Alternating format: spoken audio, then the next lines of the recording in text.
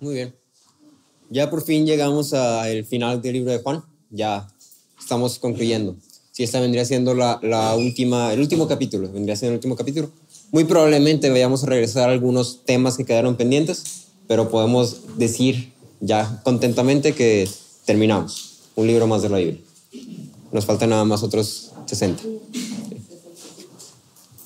No, porque ya llevamos como 3 o 4. Nos faltan como 60 nada más.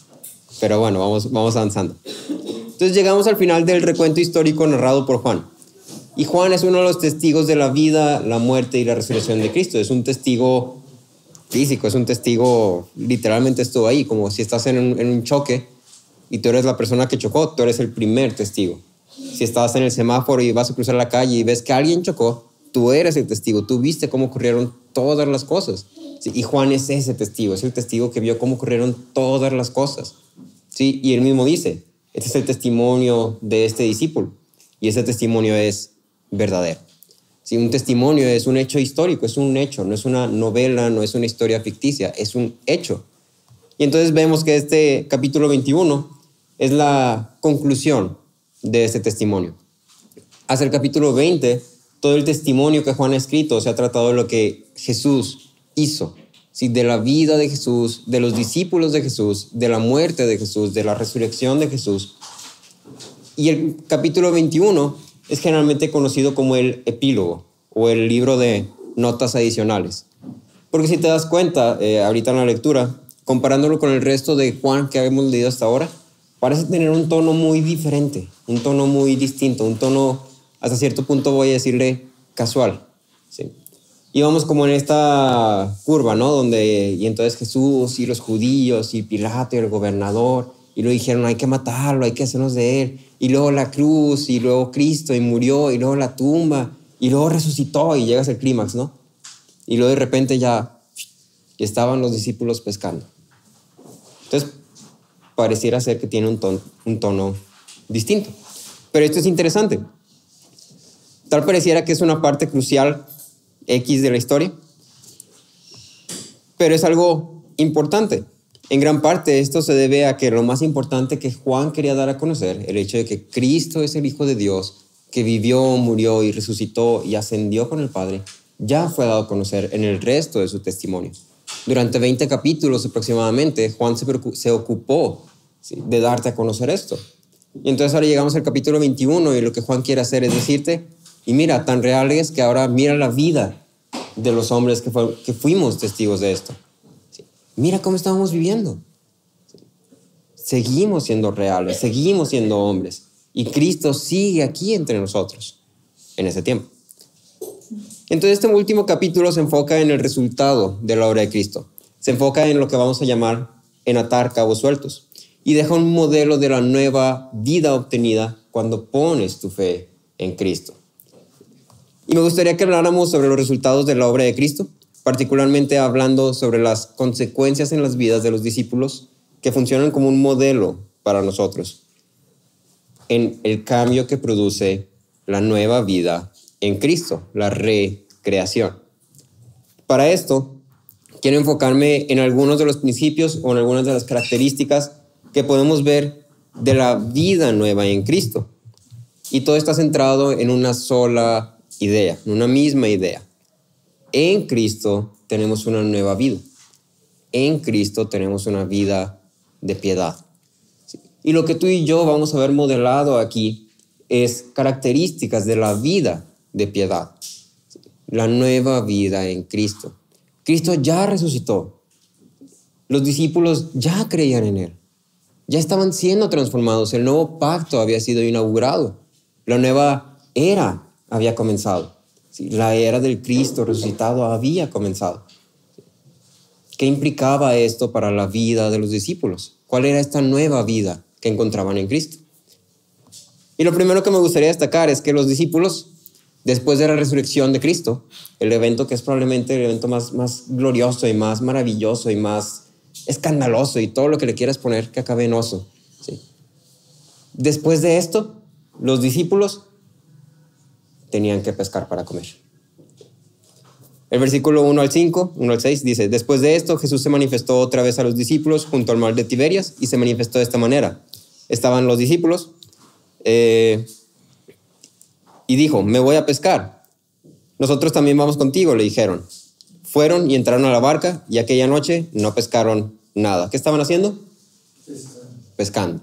Intentando pescar, no estaban pescando, no le salió pesca. Estaban intentando pescar. Y luego dice, cuando ya amanecía, Jesús estaba en la playa, pero los discípulos no sabían que era Jesús. Nota interesante. Es amanecer, no hay mucha luz. Se estima más o menos que la barca estaba a unos 100 metros aproximadamente. Y entonces, si tú ves desde la playa a un hombre allá a 100 metros, cuando está oscuro, ¿lo puedes reconocer? Difícilmente. ¿Y a qué nos apunta esto? A que Jesús era un hombre. Como todos los demás, Jesús era un hombre de carne y hueso, que así como tú y yo caminamos y cuando es oscuro nadie nos ve, Jesús cuando es oscuro nadie lo podía ver, no lo podía identificar, porque era un hombre. ¿Sí? No era una entidad que flotaba y volaba y tenía rayitos y una aureola. Era un hombre. ¿Sí? Versículo 5, Jesús les dijo, hijos, ¿acaso tienen algún pescado? No, respondieron ellos. Él les dijo, echen la red al lado derecho de la barca y hallarán pesca. La echaron y no podían sacarla por la gran cantidad de peces. Otra vez, ¿qué estaban haciendo? Pescando. Después de este evento grandioso, después de esta situación milagrosa, lo que los discípulos estaban haciendo era pescando. Lo que solían hacer todos los días desde antes de ser llamados por Cristo. ¿Sí? Desde antes eran discípulos que eran pescadores, eran hombres pescadores. ¿Sí? Y entonces lo primero que quiero destacar es que después de todo lo sucedido, la vida seguía siendo una vida ordinaria. ¿Sí? Los discípulos vivían ordinariamente. Y esto nos lleva a que la vida de piedad es una vida ordinaria. ¿Sí? Es una vida ordinaria. Todo cambió con la muerte de Cristo. Pero cuando vemos a los discípulos, pareciera ser que nada cambió. El mismo trabajo que hacían desde antes lo continuaban haciendo. La misma rutina que tenían desde antes la continuaban haciendo. Muchos hablan del cristianismo o de la religión en general como esta parte de la vida de las personas que es la parte espiritual, ¿sí? La parte mística, la parte mágica. ¿Sí? Así como que sí, claro, eres una persona normal, pero luego cuando vas el domingo a la iglesia te conviertes en una persona mágica, una persona religiosa, una persona mística. ¿Sí? Y entonces, ¿qué estamos haciendo ahí? Estamos negando esta característica, que la vida de piedad, la vida cristiana, es una vida ordinaria. ¿Sí? Cuando voy a la tienda, estoy siendo cristiano. ¿Sí? Cuando voy a comprar el Soriana buscando las ofertas, estoy siendo cristiano. ¿Sí? Cuando estoy desvelándome a las 3 de la mañana, también estoy siendo cristiano. ¿Sí? Cuando vengo a la iglesia, estoy siendo cristiano. Pero entonces si voy a Soriana y no estoy siendo cristiano cuando venga a la iglesia, ¿por qué sí lo estaría haciendo? ¿Sí? La vida cristiana, la vida de piedad es una vida ordinaria, donde tú y yo tenemos que responsabilizarnos de aquello que somos responsables. Si tengo trabajo, debo de trabajar. Si tengo familia, la debo mantener. Si tengo estudios, debo ser diligente en mis estudios. ¿Sí? Si tengo amigos, debo cuidar a mis amigos. ¿Sí? Es una vida ordinaria. No significa que una vez que conoces a Cristo vas a levitar y vas a flotar y te vas a ir en una aureola y vas a tener una túnica blanca que te cubre todos los días de tu vida y vas a andar caminando por ahí. Y así como Jesús, ¿no? Atravesaba paredes, yo también. No, la vida cristiana es una vida ordinaria. Sigues siendo un hombre, seguimos siendo hombres, seguimos siendo humanos. Para el cristiano no hay una distinción entre lo secular y lo cristiano. No existe esta distinción. El secularismo es básicamente esta idea de que hay cosas que son de la religión y hay cosas que no pertenecen a la religión. Pero para el cristiano, para la vida de piedad, no existe tal distinción. En 1 Corintios 10:31 leemos que dice, ya sea que coman o beban, hagan cualquier otra cosa, háganlo todo para la gloria de Dios. ¿Qué es más ordinario en la vida de cualquier hombre que comer o beber? ¿Qué es más ordinario que eso? Tengo hambre, como. Tengo sed, bebo. Tengo antojo, como. Me pusieron un cafecito enfrente, bebo. Coquita con hielos cuando hace calor, bebo. Aunque a lo mejor no deberías. pero veo. Y al final de cuentas es algo ordinario. La vida de piedad es una vida ordinaria y esto es algo que no debemos de olvidar. No es una vida mística, sobrenatural, extraordinaria, donde vamos a tener poderes mágicos y esto y aquello. No, es una vida ordinaria donde mi principio fundamental es que vivo para Dios. No soy llamado a dejar de hacer cosas de las que soy responsable de hacer. Soy llamado a seguir a Jesús en esas responsabilidades, situaciones y relaciones con las que trato día tras día. Entonces, sea que esté predicando, sea que esté orando, sea que esté en la iglesia, sea que esté en una oficina, sea que esté de vacaciones con mi familia, o sea que esté paseando a mi perro. Para el cristiano no hay una distinción entre lo secular y la vida de piedad. La vida de piedad es una vida ordinaria. John Murray decía, la piedad es conciencia de Dios, de nuestra relación con Él y su relación con nosotros, de nuestra responsabilidad hacia Él y nuestra dependencia de Él. Sí. La piedad es conciencia de Dios. Sí. Yo sé quién es Dios y yo sé qué responsabilidad tengo hacia Dios. Sí. Yo sé quién es Dios y yo sé que Dios me ha llamado su hijo y entonces yo vivo como su hijo. Yo no dejo de ser hijo de Chuchú cuando me voy a la escuela. ¿Sí? Ni dejo de ser hijo de Chuchú cuando Chuchú se va a trabajar a otro lado. Sigo siendo su hijo. Pero ¿por qué queremos separar cuando estamos en la iglesia y cuando estamos con la persona que nos cae mal? No, es que en la iglesia sí soy hijo de Dios, pero nomás que me tope esa persona que me cae mal. No, hombre, quítamelo, hijo de Dios, y vámonos, trancazos. ¿Sí? Y entonces la pregunta para ti y para mí es, deberíamos considerar lo siguiente. ¿Qué áreas de la vida, de nuestra vida personal, solemos catalogar como cristiano y como secular? ¿Qué áreas suelo separar erradamente? ¿Sí? Los cristianos deberíamos ser igual de conscientes de nuestra relación con Dios en nuestras actividades triviales como en nuestras actividades religiosas. Así como cuando toman la Santa Cena y es un momento solemne, deberías ser igual de consciente de Dios cuando estás lavando trastes. ¿Sí? Una actividad trivial. No hay separación entre una y otra. Entonces otra vez cito a John Murray. John Murray decía, como es nuestra religión, es nuestra ética. Como es nuestra religión, es nuestra ética. ¿Sí? Lo primero que queremos destacar de la vida de piedad es que la vida de piedad es una vida ordinaria. Es una vida ordinaria. Vas a seguir viviendo como lo has hecho todo el tiempo que has estado vivo aquí, a cierto grado. Lo siguiente que hemos de destacar es que en Cristo hay cambios profundos. En Cristo hay cambios profundos.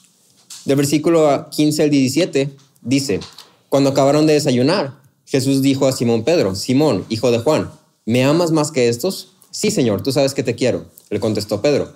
Jesús le dijo, apacienta mis corderos. Volvió a decirle por segunda vez, Simón, hijo de Juan, ¿me amas? Sí, Señor, tú sabes que te quiero. Le contestó Pedro. Jesús le dijo, pastorea mis ovejas. Jesús le dijo por tercera vez, Simón, hijo de Juan, ¿me quieres? Pedro se entristeció porque la tercera vez le dijo, ¿me quieres? Y respondió, Señor, tú lo sabes todo y tú sabes que te quiero. Apacienta mis ovejas, le dijo Jesús. Lo siguiente que hemos de destacar es que en Cristo hay cambios profundos. En lo externo, las tareas y responsabilidades diarias siguen siendo las mismas. Tal vez haya cambios en la forma en la que hacemos las cosas. Tal vez haya cosas que corregir o que debemos dejar de hacer. Pero rutinariamente debo de levantarme, lavarme los dientes, espero. Sí, ir al baño, lavarme la cara, peinarme, vestirme, quitarme la pijama, ponerme mi ropa para trabajar. Ordinario. Pero en lo profundo hay cambios grandes, hay cambios extraordinarios. ¿Sí? No es una contradicción. La vida del cristiano es ordinaria en sus deberes hacia Dios y sus prójimos. Pero el principal cambio es encontrado en el corazón de la persona. De ahí, su forma de vivir ordinaria pasa a ser una vida ordinariamente piadosa. Entonces, ¿cuál es el cambio profundo? Un amor profundo. El cambio profundo que hay en nosotros es un amor profundo. Y entonces quiero que veamos esta escena de Pedro y Jesús, ¿no? Esta escena de Pedro y Jesús en esta porción hace un paralelismo a una escena muy similar que ya hemos visto en el libro de Juan. Entonces no sé si te acuerdas, a ver si te das una idea. Imagina una fogata al centro. 3 preguntas a Pedro respecto a su relación con Jesús y 3 respuestas iguales. Está clarísimo, ¿no? La única otra mención de una fogata o algo similar en Juan es cuando Pedro rechaza a Jesús 3 veces. Y entonces venimos aquí y vemos que, otra vez, era una pregunta a Pedro. Tú eres discípulo de este, tú eres discípulo de este, tú eres discípulo de este, ¿verdad? Y ahora venimos acá y, ¿me quieres? ¿Me quieres? ¿Me quieres? Vemos que hay un paralelismo. Hay una escena que está pintando. ¿Y qué estamos viendo aquí? Restauración. Estamos viendo restauración. Para Pedro, esta situación probablemente le puso los pelos de punta. Todas las luces rojas en su tablero de advertencias se encendieron. Entonces imagínate, llegas, eres Pedro, ¿no? Y te acuerdas de esto y así como que me la bañé. No, estuvo bien mal eso que hice. Y luego te habla Jesús, Pedro, ven. No, pues deja voy. Fogata. Pedro, ¿me quieres? Pedro, ¿me quieres? Pedro, ¿me quieres? Y entonces Pedro estaba completamente paniqueado, ¿sí? Nervioso, paniqueado, sudando frío, ¿sí? Y entonces puedes ver que esto llega a lo profundo de Pedro, porque la tercera vez que Jesús lo pregunta, Pedro se entristece. No es algo superficial, no es algo meramente ahí, era algo que a Pedro claramente le estaba carcomiendo desde dentro, ¿sí? Y entonces Pedro seguramente pensó algo como, realmente piensa que no lo amo. Y tiene sentido. Después de lo que hice, tiene sentido que piense que no lo amo. ¿Sí? A pesar de esto, Pedro, con tristeza en su corazón, responde lo más asertivamente posible. Señor, tú sabes que te quiero. Tú lo sabes todo. ¿Sí? Tú sabes que te quiero. ¿Y entonces qué responde Jesús ante esto? Ámame. Ámame. ¿Sí? No pide excusas, no pide razones, no pide compensaciones, no pídeme perdón de rodillas. ¿Sí? Pídeme perdón de rodillas y voy a considerar a ver si te perdono o no. ¿Sí? Lo único que le dice es, ámame. ¿Sí? ¿Me quieres? Sí, ámame. Y es en esto que vemos evidente que una vida piadosa, una nueva vida en Cristo, es caracterizada por un amor profundo. Una simple afirmación verbal o 2 o 3 no son suficientes. Lo superficial no es suficiente. El amor por Cristo no puede ser un amor superficial. La restauración de Pedro, esta confrontación de su pasado y al encaminarlo en el presente, nos apunta a la idea del perdón de pecados y de la misericordia de Dios. Cuando venimos a Él, nuestro pasado no desaparece mágicamente. Por más que nos gustaría, nuestro pasado no desaparece mágicamente. Los errores que hemos cometido siguen siendo errores que hemos cometido. Pero en lugar de ser nada más una mancha en nuestra historia, una mancha que nos avergüenza mucho y que quisiéramos tapar y ocultar, lo que podemos ver es un letrero gigante que apunta a lo grande que es Dios en su gracia y misericordia hacia nosotros. El rechazo de Pedro ya no era nada más la vez que Pedro se equivocó. El rechazo de Pedro es, mira, cómo Dios lo perdonó y lo restauró a pesar de que lo rechazó 3 veces. Ya no se trata de mí, se trata de Él. Un comentarista decía, pero ¿y si lo que más necesitamos es la fuerza aprendida de la gracia para ver más de Jesús que de estas cosas, de estos errores? Como alguien que aprende a apreciar la luna más que ver las sombras que acechan bajo su resplandor. ¿Y si Jesús se revela de esta manera? Cuando está oscuro y tú ves la luna o está la luz de la luna, puedes ver las sombras y puedes ver la oscuridad y puedes ver cómo no se ve casi nada, pero ves la figura y ves las sombras, ¿no? Y te asusta y ya se, uy. Pero cuando volteas a ver la luna, las sombras son insignificantes. Y ves la luna grandota, redondota, como una pelotota, ¿sí? Que el hombre del callejón. La ves ahí. Las sombras son insignificantes. Las sombras solamente están diciendo, mira, hay una luna que está alumbrando. ¿Sí? Entonces, en respuesta a esto, ¿no sería natural que nuestro amor por Cristo llegue hasta lo más profundo de nosotros? que llegue hasta los afectos de cada uno, que nos sacuda fuertemente al ver lo que éramos y lo que Él ha hecho por nosotros. El gran costo que pagó por nosotros, aún siendo completamente inmerecedores. En 2 Corintios 5, versículos 17 y 18, leemos que dice: de modo que si alguno está en Cristo, nueva criatura es. Las cosas viejas pasaron, han sido hechas nuevas. Y todo esto procede de Dios, quien nos reconcilió con Él mismo por medio de Cristo. Todo esto procede de Dios. Las cosas viejas pasaron, son hechas nuevas. Tienen un nuevo significado, tienen un nuevo valor a la luz de Cristo. Y entonces es sorprendente que ver que este mismo Pedro, el que rechazó a Jesús 3 veces, cuando había dicho que no, tú vayas y mueras, yo te sigo. Sí. Tiempo después, él mismo escribe a las iglesias diciendo: humíllense pues bajo la poderosa mano de Dios, para que Él los exalte a su debido tiempo. Sean de espíritu sobrio, estén alerta, su adversario el diablo anda al acecho como león rugiente, buscando a quien devorar. Entonces Pedro está escribiendo esto, y cuando tú lees esto, tú dices que el Pedro que yo veía aquí en el testimonio de Juan es exactamente lo opuesto a esto que está escribiendo. Es literalmente lo opuesto. No tenía nada de humilde, de hecho era una persona arrogante e impulsiva. No tenía nada de sobrio, se dejaba llevar por sus emociones y por lo que él consideraba bueno o malo. ¿Sí? Y no era firme en sus creencias. En cuanto vino la oposición, él dijo: no soy discípulo. No era ni humilde ni sobrio. Pero luego lo ves tiempo después de que es restaurado y ves que dice: humíllense y sean sobrios. ¿Sí? Esta sabiduría de Pedro no fue obtenida mágicamente. Pedro escribía por experiencia, siendo consciente de que él mismo no era esto. Y entonces, a la luz de esto, tú y yo deberemos reconocer lo que éramos antes o lo que somos ahora. Debemos reconocer que en nuestro estado natural, lo único que todos compartimos es la misma miseria común. El mismo sufrimiento y padecimiento de vivir en un mundo corrompido por el pecado. El de estar nosotros mismos corrompidos por el pecado. Piensa en tus relaciones actuales y tus relaciones pasadas. Piensa en las situaciones difíciles que has vivido o que estás viviendo. ¿No es evidente que siempre hay algo mal?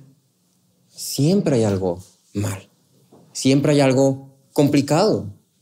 No existe una persona que pueda decir: es que esa persona no es nada complicado. Seguramente no la conoces bien si dices eso. Y no es evidente, sobre todo, que tú mismo eres partícipe de ese mal. Tú mismo eres la persona que se enoja y explota y grita. Tú mismo eres la persona que le saca la lengua a la otra. Tú mismo eres el que causa los problemas, el conflictivo, el que no hace lo que debe. Tú mismo eres partícipe de ese mal. La muerte de Cristo en la cruz inaugura el nuevo pacto, la nueva vida en Él. Este es el nuevo pacto, donde Dios es nuestro Dios y nosotros somos su pueblo. Dios se da a nosotros y nosotros nos damos a Él.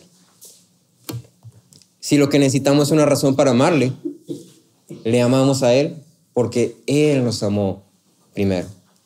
En los cánones de Dort, él decía: el cristiano, en su conciencia y seguridad de esta elección, los hijos de Dios encuentran cada día mayor causa para humillarse ante Dios, para adorar la profundidad insondable de sus misericordias, limpiarse a sí mismos y para dar un amor ferviente a quien primero los amó tanto. Cada día encuentran una razón para esto. Todos los días, porque ¿qué crees? Todos los días fallamos.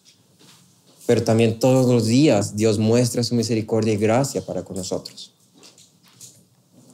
Lo siguiente a destacar de la nueva vida en Cristo está muy relacionado a esto último. La restauración de Pedro no exigía ningún tipo de compensación. Y en su lugar, Jesús solamente dice: si me amas, entonces ámame. Ahora, el Cristo resucitado ya no está físicamente aquí. Cristo permaneció durante 40 días en tierra después de su resurrección y después de eso ascendió a la diestra del Padre. Nosotros no tenemos, por ahora, el lujo de conocer, ver y tocar a Cristo como lo hicieron los discípulos.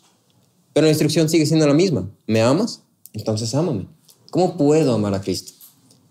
Cada vez que Pedro respondía: sí, Señor, yo te amo, Jesús respondía apuntando a sus ovejas. Y entonces esta es nuestra siguiente característica de una vida piadosa. Un cristiano ama a las ovejas de Jesús porque ama a Jesús. Un cristiano ama a las ovejas de Jesús porque ama a Jesús. Para Jesús, amar a sus ovejas es amarlo a Él. Amarlo a Él es amar a sus ovejas. ¿Quiénes son las ovejas? En Juan 10, 26 y 27 leemos que dice: ustedes no creen porque no son de mis ovejas. Mis ovejas oyen mi voz, yo las conozco y me siguen. Y en Juan 13, 35 leemos que dice: en esto conocerán todos que son mis discípulos, si se tienen amor los unos a los otros. Entonces encontramos tres características que distinguen a las ovejas, que identifican a las ovejas. Lo primero es que las ovejas son los que creen en Cristo. Otros cristianos, los que creen en Cristo. Segundo es que las ovejas son los que siguen a Cristo. ¿Sí? La persona que sigue a Cristo es porque cree en Cristo. Y tercero, la persona que cree en Cristo y sigue a Cristo es una persona que ama a las otras ovejas. Una oveja ama a las otras ovejas. ¿Sí? Estas tres características son características cruciales. Tú no puedes decir, creo en Cristo y no seguir a Cristo y no amar a las ovejas. Tú no puedes decir, yo amo a las ovejas y no creer en Cristo. Tú no puedes decir, yo sigo a Cristo sin creer en Cristo y sin amar a las ovejas. Si no están las tres, no eres una oveja. ¿Sí? Si no están las tres, la persona no es una oveja. ¿Sí? Y entonces, tanto para aquellos en un puesto de liderazgo, ya sean pastores o ya sean padres, como para los miembros del cuerpo de Cristo, esta misma verdad es aplicable. ¿Cómo estoy amando a Cristo? ¿Cómo estoy amando a su iglesia? ¿Qué estoy haciendo yo con las ovejas de Cristo? Estoy amando a Cristo. Empezando por ahí, estoy amando a Cristo. Lo siguiente que caracteriza una vida piadosa es la vida y la muerte de la persona. Versículos 18 al 23 dice: en verdad te digo que cuando eras joven te vestías y andabas por donde querías, pero cuando seas viejo extenderás las manos y otro te vestirá y te llevará a donde no quieras. Esto dijo dando a entender la clase de muerte con la que Pedro glorificaría a Dios. Habiendo dicho esto, le dijo: sígueme. Pedro, volviéndose, vio que le seguía el discípulo a quien Jesús amaba, el que en la cena se había recostado sobre el pecho de Jesús y le había preguntado: Señor, ¿quién es el que te va a entregar? Entonces Pedro, al verlo, dijo: Señor, ¿y este qué? Jesús le dijo: si yo quiero que él se quede hasta que yo venga, ¿a ti qué? Tú sígueme. Por eso el dicho se propagó entre hermanos que aquel discípulo no moriría. Pero Jesús no le dijo que no moriría, sino que si yo quiero que se quede hasta que yo venga, ¿a ti qué? Entonces lo siguiente que caracteriza es la vida y la muerte de la persona. Y de esto podemos destacar dos partes en particular. Lo primero es la muerte, tomando la muerte de Pedro como ejemplo. Lo primero es que el que sigue a Cristo lo sigue hasta el punto de la muerte. Seguir a Cristo es una decisión de toda la vida hasta el final de tu vida. No hay pausas, no hay breaks, no hay pidos, no hay vais. Aquí es el punto donde deberíamos ser como Tomás y decir: vamos nosotros también para morir con Él. Seguir a Jesús no nos hace inmunes a la muerte, ni al pecado, ni a la maldad del mundo. Pedro mismo iba a ser testigo de esto cuando fuera llevado a un lugar donde no quería. Aun con esto, Jesús le dice a Pedro: sígueme. Sígueme. El costo de seguir a Cristo es grande. Y ninguno de nosotros somos capaces de lograr esto si no tenemos algo más valioso a lo que aferrarnos que nuestras vidas y bienestar. Si lo que más valúo es mi vida y mi bienestar, yo no puedo seguir a Cristo hasta la muerte. ¿Sí? Porque en el momento cuando se trate de perder mi vida, voy a preferir mi vida. ¿Sí? Es más valioso mi vida que seguir a Cristo. Necesito algo más valioso que mi vida a lo que aferrar para estar dispuesto a entregar mi vida por Cristo. ¿Sí? Solo cuando mi amor por Jesús es más grande que mi amor o miedo por cualquier otra cosa, sea mi vida, mi muerte, sea perder o ganar, sea lograr o no lograr, solo entonces puedo seguir a Cristo hasta la muerte. Juan escribe, en segundo lugar, Juan escribe una nota interesante diciendo que un cierto rumor decía que el discípulo amado, o sea, Juan mismo, no iba a morir. Había una cierta idea errada respecto a la vida y la muerte. Pero en esto podemos ver que tanto muerte como vida son ambas entregadas y utilizadas para la misión de seguir a Cristo. La muerte es el final. La vida es todo lo que ocurre antes del final. Yo puedo entregar mi muerte a Cristo muy fácilmente, porque de todas formas voy a morir. Pero entregar mi vida, entregar todo lo que ocurre desde aquí hasta el punto de la muerte, no es tan fácil. No es tan sencillo. No es tan simple. La oposición es encontrada a diestra y a siniestra. El costo para nosotros es muy alto. El mundo va en una dirección errada. Y el que cree, el que vive una vida piadosa, inevitablemente va a ir en dirección contraria al mundo. Inevitablemente va a ir en contracorriente. Literalmente es como convertirte en el loquito que va a una autopista en sentido contrario. Y dices, no, es que hay muchos que vienen en sentido contrario. Es ser esa persona. Es convertirnos en los que nunca quieren hacer nada divertido, los que caen mal por sentar correctos, los que no pueden crecer económicamente porque juegan honestamente en un juego injusto, ¿sí? Los que su religión los limita. ¿Sí?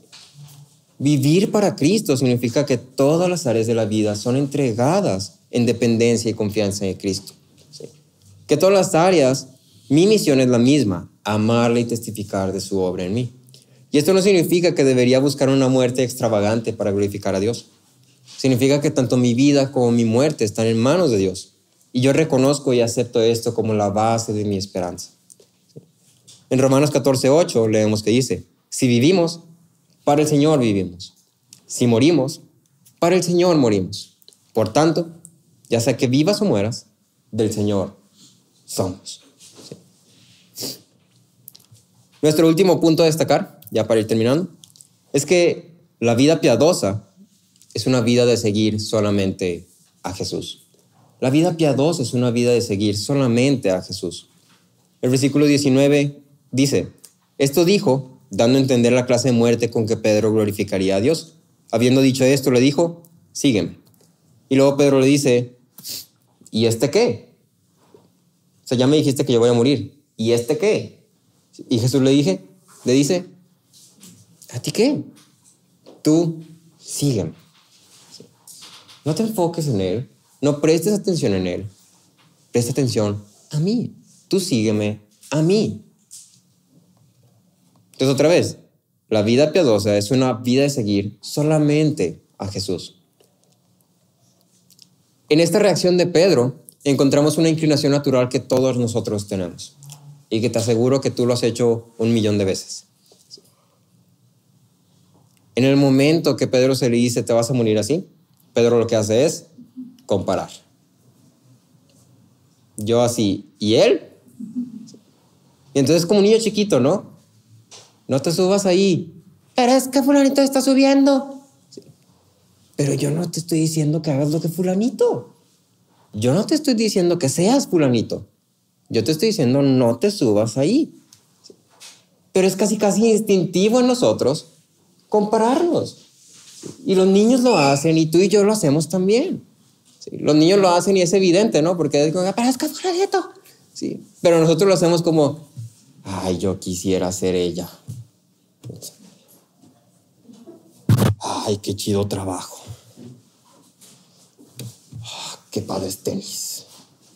Me los voy a comprar. Sí. Ay, yo necesito esa computadora nueva. Qué chida camioneta. Oh, ya hace falta cambio. La mía ya le suenan los frenos. Sí. Constantemente nos estamos comparando. Sí, constantemente nos estamos comparando y vivimos en la era del consumismo.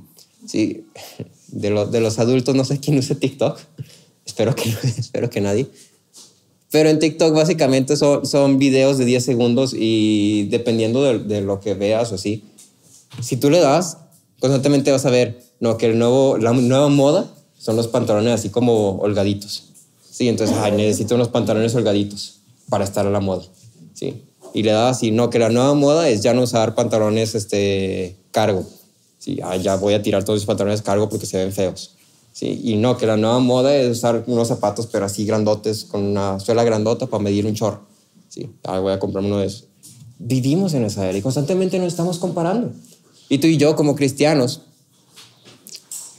no somos excusables en esto. Porque tú y yo como cristianos nos comparamos con otros cristianos. ¿Sí? Nos comparamos con otras personas que comparten la misma fe que nosotros, pero que a lo mejor el curso de su vida ha tomado una dirección que los ha llevado a estar en un lugar prominente, en un lugar de gran influencia, en un lugar de gran importancia. ¿Sí? Entonces, como predicador, a lo mejor tú piensas, o yo pienso, ¿no? Tengo que ser como el Spurgeon de la nueva generación. ¿Sí? Nunca vas a ser el Spurgeon de la nueva generación. No sabes hablar sin trabarte. ¿Cómo vas a ser el Spurgeon de la nueva generación? ¿Sí? O piensas, tengo que ser el nuevo pastor de la iglesia de Westminster. ¿Sí? Westminster, México. No va a pasar. O a lo mejor sí, pero ¿sabes qué? No se trata de comparar. No se trata de ser eso. Jesús nunca le dijo a Pedro, y tú tienes que ser así. Y Jesús nunca te dice a ti o a mí, tú tienes que ser el próximo Pablo. Jesús simplemente dice, sígueme. Si tienes un trabajo donde te va muy bien, qué padre, sígueme. Si no tienes trabajo, qué mal, busca uno y sígueme. ¿Sí? Ahí mientras estás buscando trabajo, sígueme. Si tienes familia, sígueme. Si tienes un matrimonio muy bueno y excelente y es un matrimonio que glorifica a Dios y es un matrimonio que es el mejor matrimonio, así que es un pedacito de cielo, como dice mi mamá, ¿sí? Sígueme. Y si tienes un matrimonio que es difícil, es duro y es lucha y pleito tras pleito y te asustan cuando llegas a la casa, sígueme. ¿Sí? No te está pidiendo que seas como alguien más, te está pidiendo que lo sigas. Y si seguirlo implica que tienes cosas que corregir, que tienes cosas que dejar de hacer, que tienes cosas que empezar a hacer, sígueme. Esa es la clave. ¿Sí? Piper decía, Jesús no me juzgará según mi superioridad o inferioridad sobre nadie. Ningún predicador, ninguna iglesia, ningún ministerio. Estos no son el estándar. Jesús tiene una obra para mí y una diferente para ti. Jesús tiene una obra para mí y una diferente para ti. Porque tú no eres yo y yo no soy tú. Yo no soy Pedro, tú no eres Juan. Ninguno de aquí es Pablo. Cada uno somos lo que Dios nos hizo. Y lo que Dios nos hizo, así como nos hizo, lo mismo pide para todos. Sígueme. Sígueme. El libro de Juan cierra con los resultados de la obra de Cristo en sus discípulos y nos muestra que hay una diferencia entre el antes y el después. El Cristo resucitado causa una distinción en la vida de las personas. Su obra en la cruz, su amor por nosotros, sus promesas hacia nosotros. Todo esto exige de nosotros una respuesta. La única respuesta que podemos dar es, sí, te voy a seguir. Y respondí, sígueme, lo voy a seguir. La vida piadosa es la vida de que quienes creen en Cristo viven día tras día buscando agradar, glorificar a Dios en todo momento y en todo lugar. Sus perspectivas cambian, sus afectos cambian, sus ideales cambian, ellos mismos cambian. Aún haciendo la misma rutina diaria, aún haciendo los mismos 15 minutos de tu casa al trabajo, el propósito con el que cada singular cosa es hecha es diferente. Nuestro amor es realineado y pone su mira en Cristo, aquel que nos amó primero. Le amamos sirviendo a aquellos que nos rodean, sirviendo a sus ovejas. Nuestra vida y muerte es entregada para y en dependencia de Cristo. Y todo esto con la certeza de que un día vamos a estar con Él, quien es más grande que el mundo entero. Y Juan mismo lo dice. Y muchas otras cosas hizo Jesús, pero si las describo todas, no caben en el mundo. No caben, porque Cristo es más grande que el mundo entero. Y una cosa más grande que el mundo entero significa que es una cosa más valiosa que el mundo entero. Entonces Juan nos ha dado testimonio de estas cosas. Y la pregunta es, ¿creo en este testimonio verdadero? ¿Creo que Cristo resucitó? ¿Mi vida cuenta de mi fe? Porque si lo creo, entonces la invitación está ahí. Cristo está ahí. Y Cristo vino a salvar a los hombres. Y sorpresa, sorpresa, tú eres un hombre y necesitas salvación. Tú y yo somos hombres que necesitamos salvación. Y la invitación es la misma. Sígueme.